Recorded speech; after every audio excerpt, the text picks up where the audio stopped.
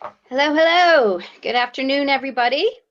Thanks for joining us. I'm Allison, co-founder of the Space Tourism Conference. You are attending our latest installment of our webinar series that's leading up to the STC, planned to be held in April 28th of 2021, COVID permitting. We'll have it in some iteration or other, don't worry. This next one, Festivities in Space, a food and drink off-world, we thought was appropriate for the holiday time because what better says the nice mix of fun and profit than food and drink in our festivities around the holiday time. It goes really nicely. I guess you know our tagline, which is profiting from the space experience economy. So we love that yin-yang balance, and all these kind of topics that we discuss are really about the business of commercial space and space tourism. Well, consumer goods, as you know, has a long relationship with space and ISS in particular.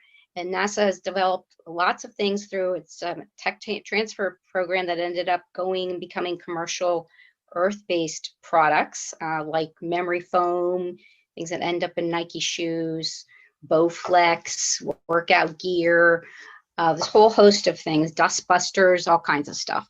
But also food. Of course, they had to perfect freeze drying and other things, and more recently 3D food printing, which is very cool. One thing they did not develop was Tang, which is erroneously thought to have been developed by the space program. It was not. However, General Mills was delighted when they started to use it and really took off in the Mercury program of John Glenn's flight in '62. And that started the whole next wave of brands understanding how far they could get with their brand being affiliated with the space program.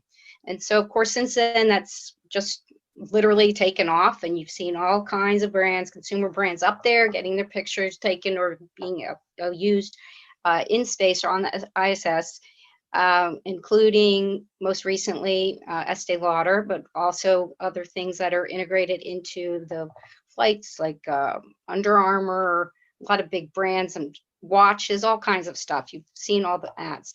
And not least of which food products like Anheuser-Busch and Hilton's DoubleTree chocolate chip cookies, which we'll talk about later.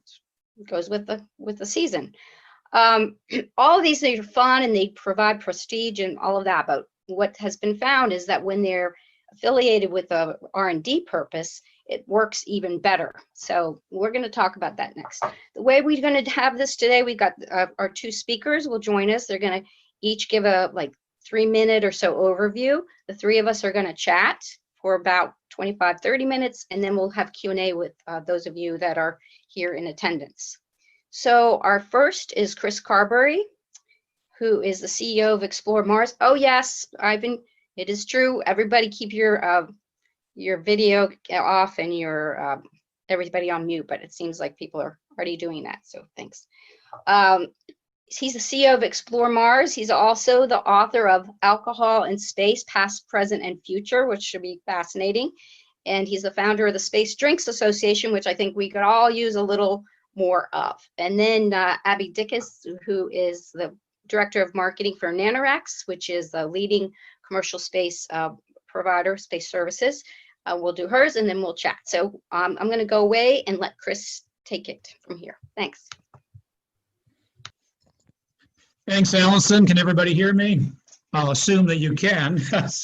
So happy to be on, and it's perfect time to be talking about this. As Allison alluded to, it's a great time of year to talk about this because although people talk about food and space quite a bit, they don't speak about the alcohol. I'm going to primarily talk on the alcohol part of the equation, but I will touch on food as well. And I know Abby's going to talk more about the food part of space exploration.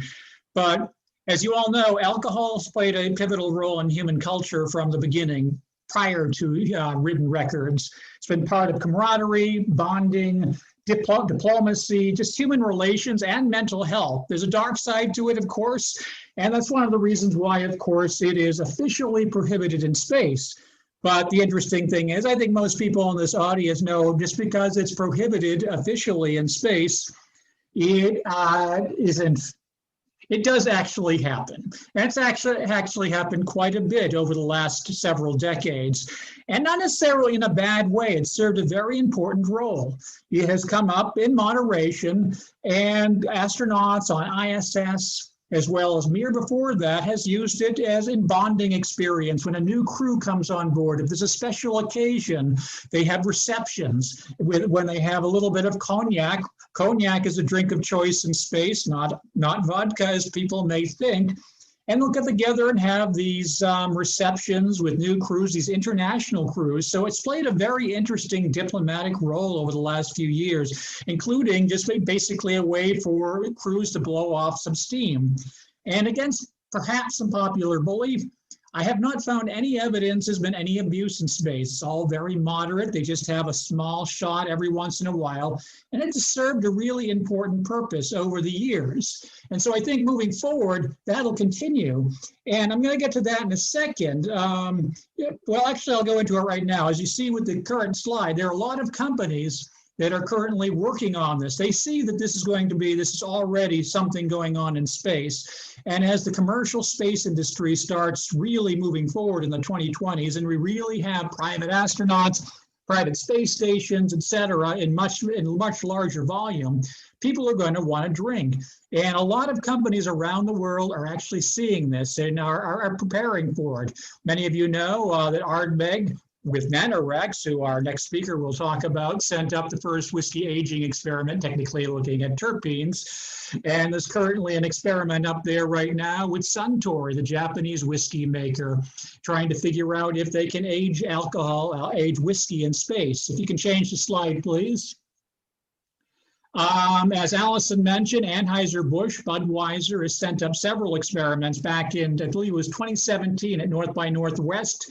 They announced they wanted to be the first beer manufacturer on Mars, and they had this big hoopla with celebrities on stage. And we thought it was more of a PR stunt at the time, but they started spending real money, and they've sent up 4 barley experiments. Now, this is very interesting because this is real research, and as Allison had mentioned, some of these ones, when you're doing real research that go well beyond whether you want to drink in space, I think this falls into that category because by doing these barley experiments, Anheuser-Busch is investing directly in space agriculture, something that is critical for sustainability in space moving forward. Next slide, please.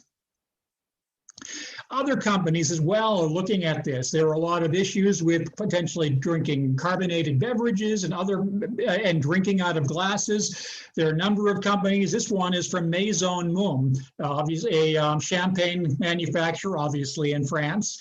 And they've been creating a bottle and champagne and a glass in which you can consume their beverage, because they said, quote, they want to enhance the conviviality of when you're drinking their product up in microgravity. So they produced all of these and they tested it on the European version of the Vomit Comet. And on the left, you'll see, if you may recognize Usain Bolt, the sprinter, they actually had him up for PR purposes and had him do a microgravity sprint on this microgravity flight. Doesn't really have anything to do with the beverage, but it was pretty amusing. But they also created these glasses right here so you can sip their beverage, in a more natural way. Next slide, please. And I know there are a couple people on this, at least a couple people on this call right now who have been involved in one of these projects. Speaking of glassware, the Cosmic Lifestyles over there on the left created a microgravity cocktail glass. I actually have a 3D printed version of one right here that Richard Gary had handed me, who was part of this project as well. And Ballantine Scotch also helped with this other one, the Scotch glass as well. So there's a lot of interest from all these companies, and many of these companies not only are looking to the future if they can actually play a large role in moving their product into space, but also seeing if they can have it impact their product on the ground. But they're also investing in technologies that could play a really important role moving forward. So I think this is really exciting because all of these things have a lot of overlap in agriculture, things like 3D printing, synthetic biology. And it's just part of the big picture of when we're trying to go into space and when we're going to create sustainability over the next several decades. So that's all I had. That's perfect. Well, it's a great framing for this, and it obviously reinforces the synergy and symbiosis we have going between the Earth-based experience and what we have in Zero G. So next up, we're going to have Abby talk about it from her perspective over at Nanoracks. Abby, take it away. Awesome. Thanks, Allison. Yeah, so for those who don't know, Nanoracks, we're 11 years old. We're the largest provider of commercial in-space services, specifically today, to the International Space Station. And we're also working on developing our own commercial space stations where, yes, kind of like Chris said, there may not be as many rules related to the alcohol drinking on our commercial stations. But so we've been doing tons and tons of customer research in the last 10 years and providing opportunities for non-traditional space players to come in and do some really cool R&D on their products. And I think some of our most fascinating fun projects have been those related to the food and drink space. So again, this is a similar picture that Chris showed. Back in 2011, Ardbeg launched what we call mixed sticks. It's a very simple experiment in a way where it's, substance A and substance B. The astronaut can release it and shake it, and then it sits on orbit and we see what happens being in microgravity. Ardbeg did that with their terpenes, which are the building blocks of whiskey. And those stayed on the space station for about 3.5 years until we brought them back down. And the guy at Ardbeg, who's literally famous for his nose and being able to sniff out the different parts of flavors within whiskey, smelled incredible differences in the smokiness flavor of Ardbeg, which is really known for its smoky flavor. I have taste tested some myself. And so they're seeing these fascinating differences in the smells that were developed in microgravity, and they had an Earth-based sample that was aging for the same amount of time. So that was just our first insight from the Nanoracks side into, whoa, things are different in microgravity and they're aging differently and flavor profiles are different. And Ardbeg actually released a full white paper through the entire science process and all the different flavors they found. You can find that online if anyone wants to really dig into the whiskey experiment. You can go to the next slide. And more recently, last year, a project that I got to work on, which I'm just in love with this program, is the Cookies in Space project. And, so NASA has spent a lot of research and a lot of money to make sure the astronauts' food is safe, not only for consumption, but also for the space station itself, meaning there's no crumbs. And what that also meant is that there's no oven on the space station to bake food. They have something similar to a microwave to heat up the pouches and the different food packets they have. But gosh, it would really be great if something fresh on the space station. And so in partnership with Zero G Kitchen, we actually built the first ever Zero G oven. And DoubleTree seemed like the perfect candidate to be the first tester of that oven. And we decided to bake their world famous DoubleTree cookies. And actually, there's a great story with Zero G Kitchen. They got to DoubleTree and their cookies by a tweet. So it kind of shows this new space world. You can kind of really chat with people outside of our industry just by Twitter. It's awesome. And so we launched some raw DoubleTree cookies, the same exact recipe that they bake on the ground, and we baked them in this oven. And the crew had an absolute blast. One, it brought the smell of home into space, right? Space smells like metal. It doesn't smell fantastic. And so the fact that all of a sudden they could get this homey feeling, it really impacts the psychological side of space. And they're baking fresh cookies up in space. Unfortunately, they could not eat these cookies because they were science experiments. They're brought down to Earth, and we hopefully should be seeing some cool stuff in the Air and Space Museum soon. But we couldn't tease them, and not let them eat any cookies. So we did send up some pre-baked packaged cookies that the astronauts all got to eat, because cookies, just like alcohol, are just as good of a reason to gather around the kitchen table and celebrate being in space. But this was a really cool experiment, and also a marketing campaign. We're here to talk about branding too. DoubleTree built an incredible, massive global marketing campaign that did incredible wonders for their brand, but it was based in real R&D that was happening on the space station. Nothing had ever been baked from the raw before, and we can talk about this in our conversation later, but it took almost 3 hours for this cookie to bake. But this oven was over 300 degrees, but it still took 3 hours. So there's a lot of new science and questions that we still have, and we have a lot of analysis to still do. And that's all just from a simple cookie. And you can go to the last slide. And so, we're talking about space agriculture. This is actually something Nanoracks just recently announced that we're very passionate. We're making kind of a big pivot to looking to our future and leveraging our Bishop Airlock, which is actually launching this Saturday, and also to our future commercial space stations. We recognize the privilege and the access that we have to space, and not everyone can just get stuff into space the way that Nanoracks can. And so we're really making a big focus in ag tech and space agriculture. We recognize what's happening here on Earth with climate change and food scarcity and deserts getting hotter and all these different things. And so we actually have an office in the UAE, and we're focusing our first ag tech effort there. They actually import over 90% of their food there.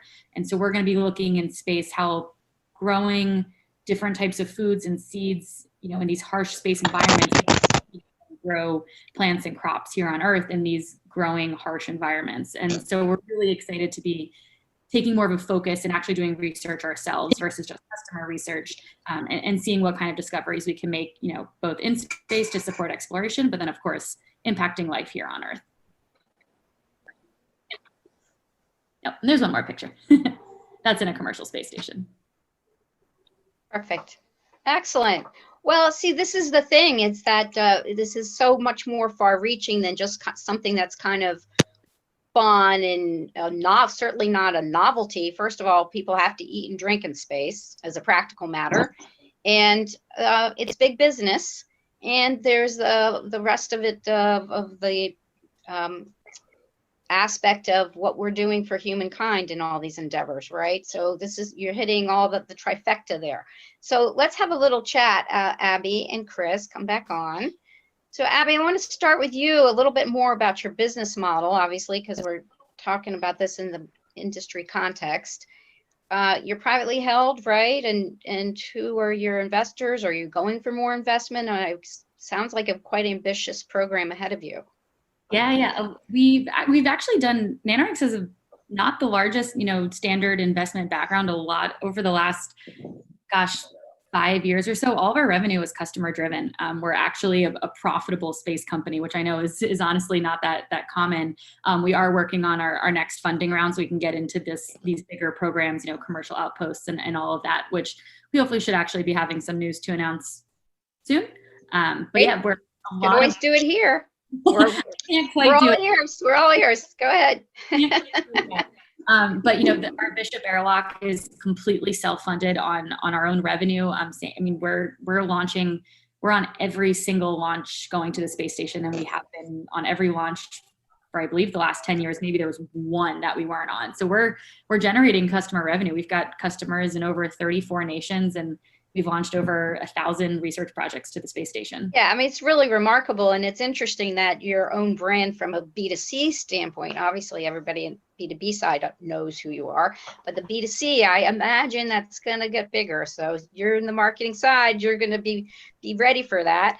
I think too, Chris, well, let me ask you first too, though, just so we clarify. So a brand will come to you and they probably have to go through some process where you approve what the project is, and then they pay you, and then basically your money is on the margin of you being the middle broker in between of the experience, right? Yep. And a really basic way where we often describe who we are is we're sort of like a FedEx base. We do the logistics.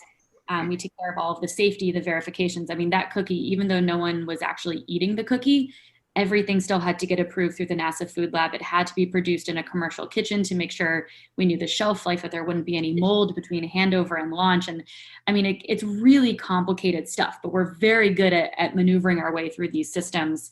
And in terms of the process, you're exactly right. Someone calls us and it's a brand and they say, hey, we'd love to do something in space. Where do we get started? And that's what we're here to do. And something I've been personally working on in the last year or so is working with these non-traditional customers. And we've been getting a lot of inquiries, all thanks to these cookies. Hilton's. Right. Well, this is the thing, we're the Space Tourism Society, Space Tourism Conference. That is our focus, is the non-traditional, where it's meeting this and creating its own actual extra industry. Basically, it's its own segment. It's not just a subset. So, Chris, on your part, you're like the independent, a true broker, right, of new orientation toward the industry, and an ambassador, ombudsman, and all kinds of things, and clearly really well accomplished. How is it going for you? You've launched the book and now the Space Drinks Association, and you didn't mention much about that, but what's the model for that? Space Drinks Association, which hasn't officially launched yet, it'll launch early next year, is actually based on the book, which I think you mentioned. Here it is for people who haven't seen it. When I was researching it, I realized what a large cross-section of society was working on this, with all these dozens of organizations and companies looking at different ways of manufacturing alcohol in space, or different products that could be used in space related to alcohol. But all these periphery technologies, the agriculture industry, as I mentioned earlier, synthetic biology, there's a lot of interest in the science fiction and entertainment industry. And I thought it would be great to be able to create an organization to bring everybody together, all these similar people together, to talk about the future of these enterprises, how this can be moved forward, bring people together so they can create synergies. And so I think, it was the time to create an organization, basically a professional organization, so it'll have, distillers and others as members, but there'll be individual members, and we'll do conferences and have fun activities, as you can imagine, from a group called the Space Drinks Association. Yeah. But we'll also want to do real research. Well, of course, this is the thing. And we're talking about building industries. You have to say, what's the next generation opportunity, right, from a business proposition, and also just the practical issues of being able to do that kind of R&D. I can imagine then you'll be doing some pairings, right? So Abby might have some food stuff. You guys will have yours, and you'll do like real pairings. It'll be really, speaking of the marketing, that'll be so interesting.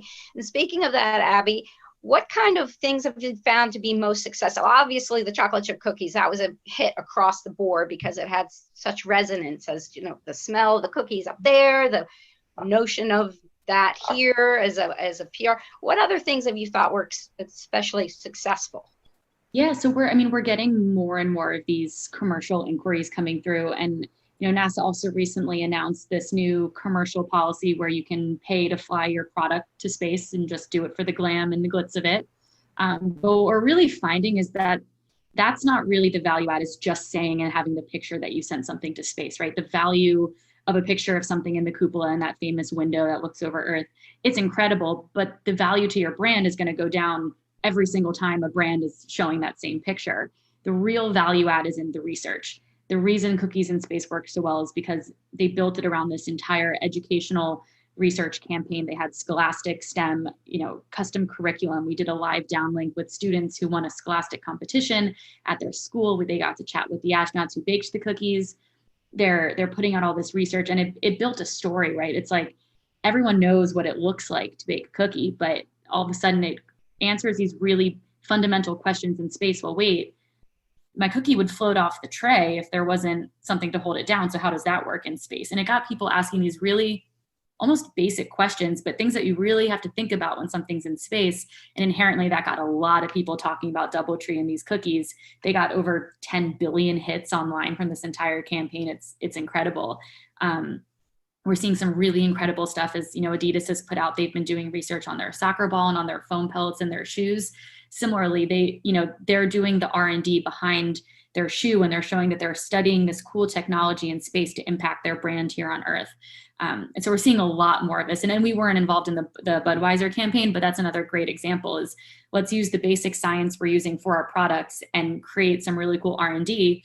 But with these bigger brands, you're getting people who are in the marketing departments who are like, wait a minute, we should be talking about this and creating a big story. I think where the space station has lacked in the past is you have incredible scientists doing incredible research, but they don't necessarily have the marketing team saying, wait, we can make a big story about this. I mean, there's study just on this launch this weekend, you've got pieces of brains and hearts that they're growing and all this cool stuff, but you just need that marketing team there to actually tell that story. And just the same with your kind of your non-traditional. Well, that's the thing about food and drink. It's highly relatable, right? And it's highly fungible.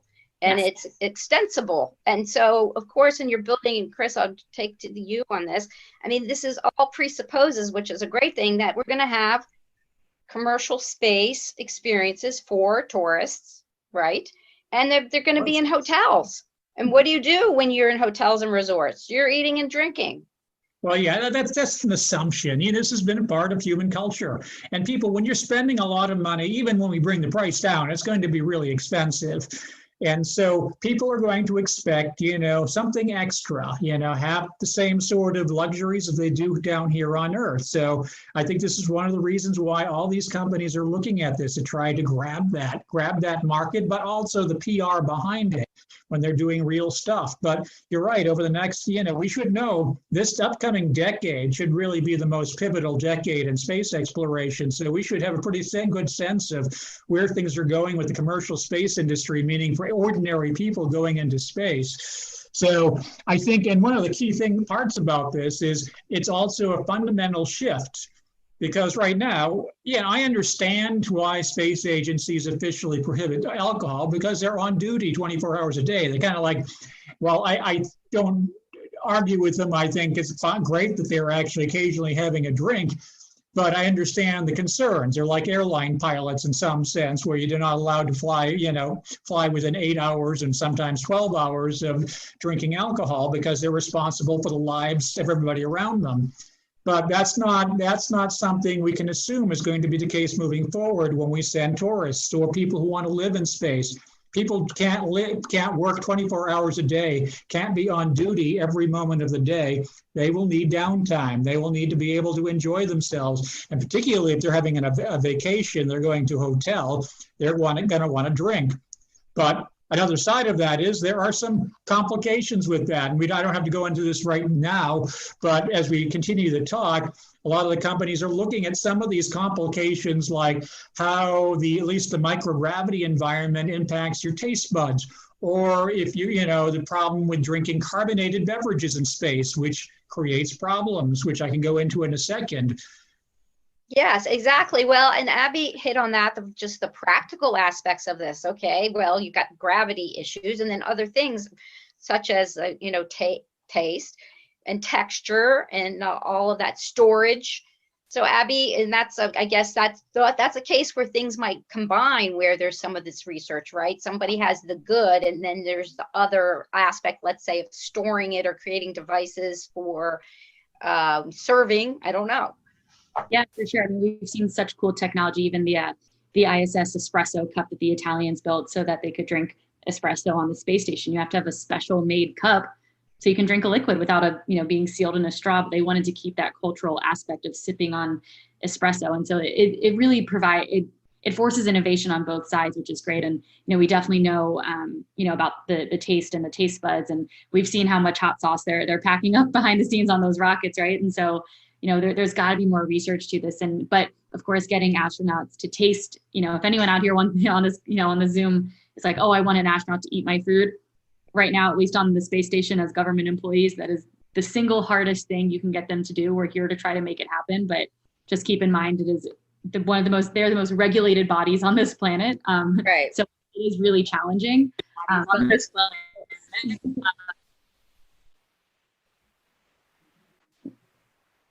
So Abby, like you mentioned, I think you alluded to the oven had to be adapted, and what about the actual recipe also? Did that have to be? Yeah, so we made the conscious decision both for practicality, for getting through NASA safety and everything that it took, and also for having an authentic experience. We kept the DoubleTree cookie recipe exactly the same as it was on Earth. It came from the factory that makes them. I think they're actually based in Texas. The same exact frozen cook that, gets shipped out to all the hotels that they then eat. That's the exact cookie we sent up to the space station. But we had so many considerations because, standard, the convection ovens, you can see my oven right behind me. The way that those heat up is by a function of gravity. Very, very general terms, right? Hot air rises, cool air falls, your hot air is moving around the oven.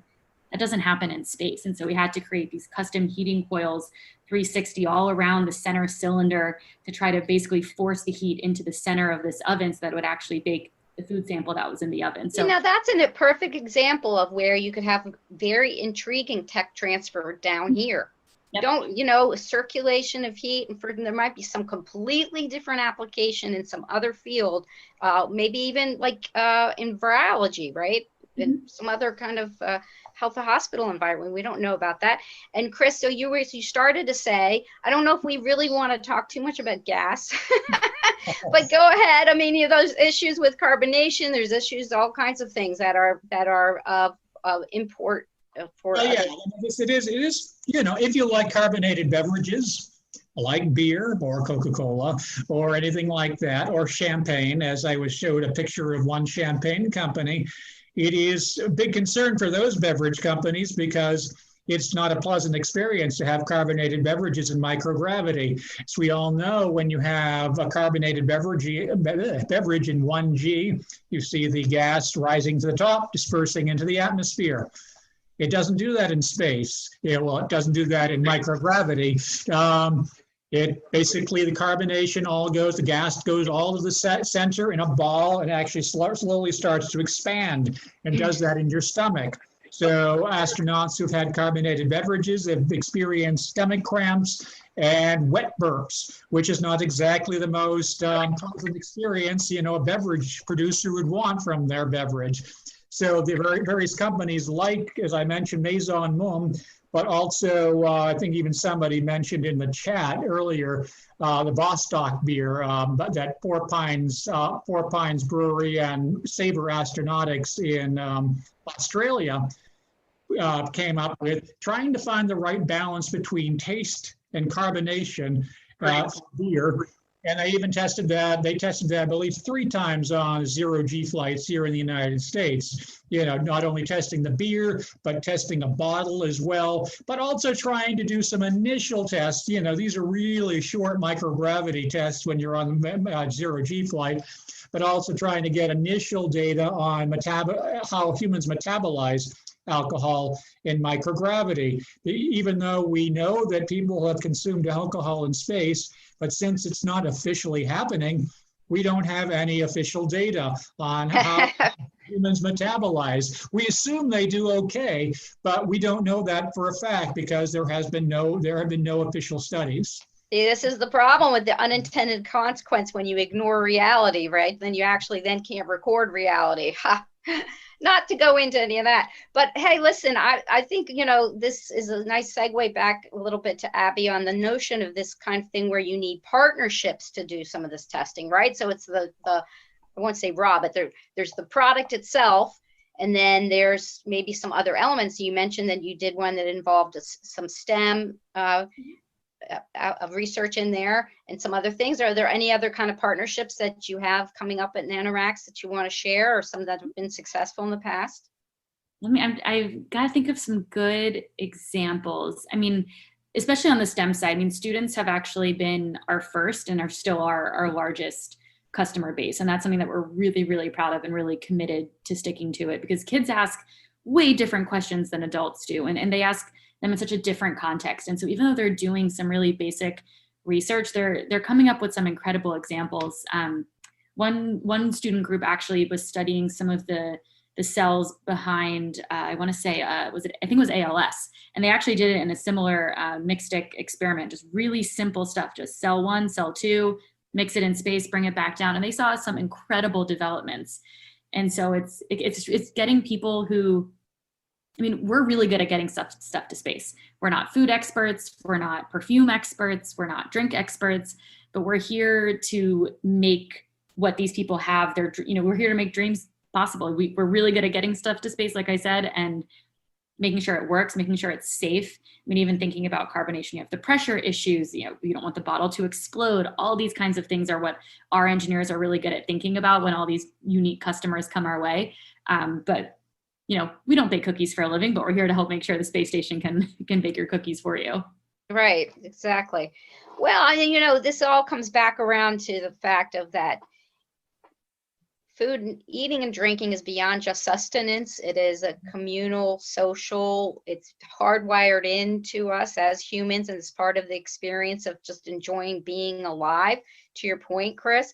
So how do you think, like, for instance, some of these holidays, we just had Thanksgiving up there. You guys want to speak to this a little bit, since we're going to come near Q&A in a second, but let's think about this bigger picture of looking at this expansive notion of us expanding off-world as a cultural phenomenon. Chris, want to take that first, and then we'll jump back to Abby. Well, yeah, and I think that's an important point. And as we kind of alluded to this before, these social gatherings where alcohol traditionally for thousands of years have been part of that, not for everybody, and it's part of the food's part of it, and that camaraderie is part of it. But it'll be interesting how these things develop, how culturally they develop, and how new products develop. Because one of the things I really find fascinating is, and this might not be going in a different direction than you anticipated, but as people start consuming alcohol in space, but more importantly, when they start manufacturing it in space, what's the space environment going to do? What impact will the space environment have on the alcohol? The different gravity levels, whether it be microgravity, 1/3 or 1/6 gravity, other atmospheric issues. Obviously there's not going to be the same sort of terroir and soil that there is on Earth. And what sort of feedstocks will we use? If we only use a very small number of agricultural products for traditional alcohols. Most of the alcohols we consume are from a very small number of crops. However, those might not be the most natural crops or the most convenient crops that we might utilize in space. Will we use algae? Will we use, lettuce? They're certainly growing a lot of lettuce up on ISS. And, it'll be interesting to see how it develops, on just basically how quickly it develops, what's the most practical way of producing it, and what sort of alcohols are actually produced. You may actually have new categories of alcohol that can only be produced in a certain environment in space, whether it be in 1/6 gravity on the moon, 1/3 gravity on Mars, in the Martian soil, or more microgravity. So it'll be interesting to see not only how these cultural elements develop, but also how the actual products develop. Kind of like Abby mentioned, even with the cookies. The cookies taking 3 hours to cook, whereas it would have taken 8 minutes here on Earth. Yeah, the evolution of the actual food and drink substance itself, whole new categories of cuisine too, right? And then to Abby's point, we'll jump back to you, the new forms of implements and tools that are going to be used to produce the stuff, to grow it and produce it, that are already happening, and things that can maybe where 3D printing and other stuff to be doing it on the top. And also maybe cultural behavior, like how you pass and share something will be a little bit different when you don't have the gravity there. So Abby, you want to address that a little bit, because you mentioned a couple of things already. For sure. Thinking about the cultural aspect, right? And we're talking about humans. We're not robots. The psychological impacts of being in space, especially for a long-term period, it really can negatively affect someone, especially if you're surrounded by metal and you're not getting fresh air and smelling trees and plants and all of these things. So the food and drink have a huge psychological impact on our long-term space travel, for sure. And we have to make sure people feel comfortable and feel at home. And, it's a place they're willing and able to travel for years on end, without being able to go outside and smell the fresh air. It really does have a crazy impact on the psyche. And then in terms of the technology, and someone asked the question in the chat, we also have to think about power constraints, right? Our oven was operating on minimal power. So it's like, how can we create the most heat with the least amount of power possible to make sure we're keeping the crew safe? So there's so many technological impacts, from down to the heating coils to the entire physical oven itself. Every single thing is impacted by microgravity, by power, by the humans living in space, by how you are able to operate it and turn it on and off. And we couldn't even have, standard vents because we couldn't blow out any smoke. And how is the oven actually going to cool? And I'm no engineer, but these are crazy questions our team had to figure out, in the process. I think the oven went through, like 6 or 7 full, revisions, full design changes, in the process. Well, see, that generates its own kind of very valuable data, which might not be specifically attributed to this implementation. It might end up being somewhere else. Very, very, very, very cool. Mm-hmm. Yeah, I think I think I would be okay with algae for my Christmas dinner if it were appetizing. I think that'd be fine. We'll have to see. All right, well, let's take a couple of questions, and let's see what we have. Guys don't have power constraints. Oh, yes. Okay. Got it. What kind of unique ways of food consumption are you envision given the fact of different G's in space and the surface of the moon and Mars? Who are you asking? I think that's the first question.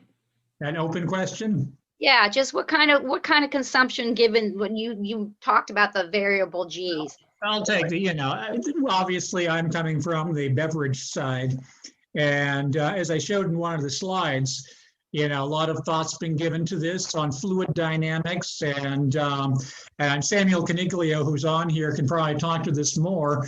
I have one of their cocktail glasses here, where you have these grooves where you fill the glass from the bottom, and the fluid comes up, it adheres to the surface in microgravity, so you can technically drink it like you normally would, except the whole thing's not filled with fluid like it would be in microgravity.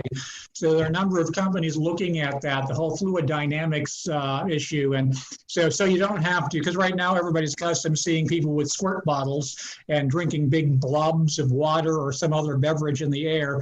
And it's, it probably is fun for a little while, but I think people will want, as the Maison Mum people said, they want that conviviality of drinking, something more, they're traditional, it adds to the experience more than just drinking it right out of the middle of the air. So I think as more companies look at these, at least for beverages, I think they'll find a lot of ways to innovate this, so it's a much more efficient and much more pleasant way of consuming your beverages, whether they be alcoholic or not.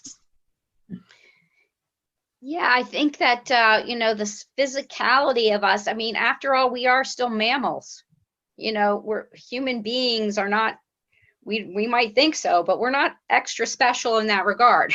We are an animal, and there's a tactile part, there's the taste and texture piece that's important, and then of course highly social, as we've all discovered over this past year. The social part and the sociability is incredibly important, and there's a mixture there with the economics of it.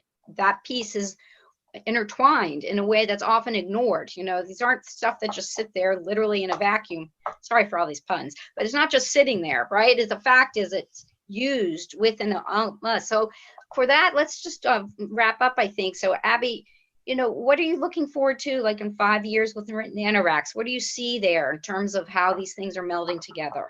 Yeah, I'm really hopeful that we really latch on to this in space manufacturing side of it, and growing crops in space, growing food in space, cooking more food in space, but then also how we're bringing it back down to Earth, right? We're, like I said earlier, we're seeing just such drastic changes here on our planet, and so seeing how we can really use, we always say space to make the world a better place, make Earth a better place. Like I really want to see that happen, and have us grow stronger, better crops to create more food on the ground, because we've figured out how to do it in space to not only feed astronauts, but also to feed the planet here on Earth.